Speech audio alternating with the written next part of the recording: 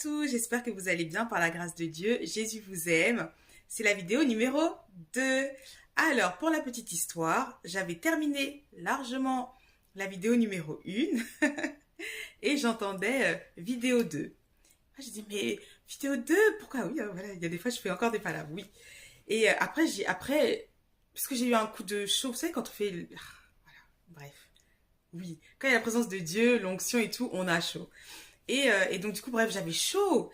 Et après, je me suis posée, j'ai dit, bon, Seigneur, non, tranquille et tout, il n'y a pas de souci. On va faire la vidéo 2, ce que tu veux. Je suis à ton service. Et donc, du coup, voilà, c'est ça, Jésus vous aime. Jésus est à la porte, il revient bientôt. Ce n'est pas une fable, c'est une réalité. Ne vous laissez pas distraire par le diable. Ne vous laissez pas distraire par les serviteurs du diable, par les hommes et tout.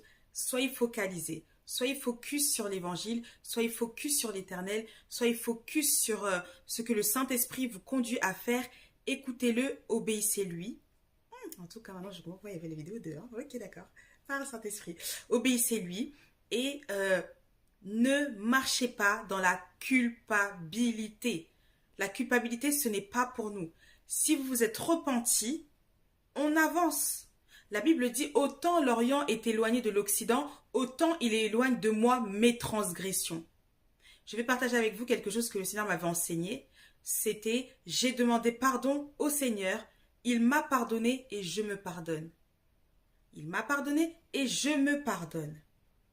Maintenant, la dernière fois, je parlais avec plusieurs personnes et j'ai ajouté juste une petite chose. Et c'était, parce que comme ça, moi, comment dire, on est clair. J'ai demandé sincèrement pardon au Seigneur.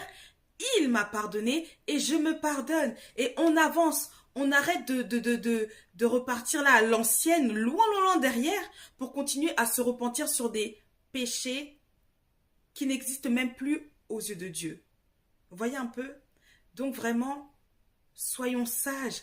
Lisons la parole de Dieu. Vous savez, beaucoup de personnes ne connaissent pas la parole de Dieu, ne comprennent pas qui est le Dieu que nous servons. Plus vous allez lire la parole de Dieu, plus vous allez vous laisser conduire par le Saint-Esprit, plus vous allez, comment dire, méditer la parole de Dieu.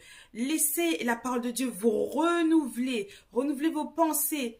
Et plus vous allez grandir dans la foi, plus vous allez être des chrétiens matures. Vous voyez, on ne peut plus se cantonner uniquement aux quelques versets qu'on entend le dimanche. Non. Le Saint-Esprit nous a été donné, il est avec nous tous les jours jusqu'à la fin du monde. Parce qu'il est notre Dieu, il nous aime, il est notre amour, il est tout. Et nous attendons tous le retour de Christ. Et nous savons que le temps s'accélère. Et on doit être prêt.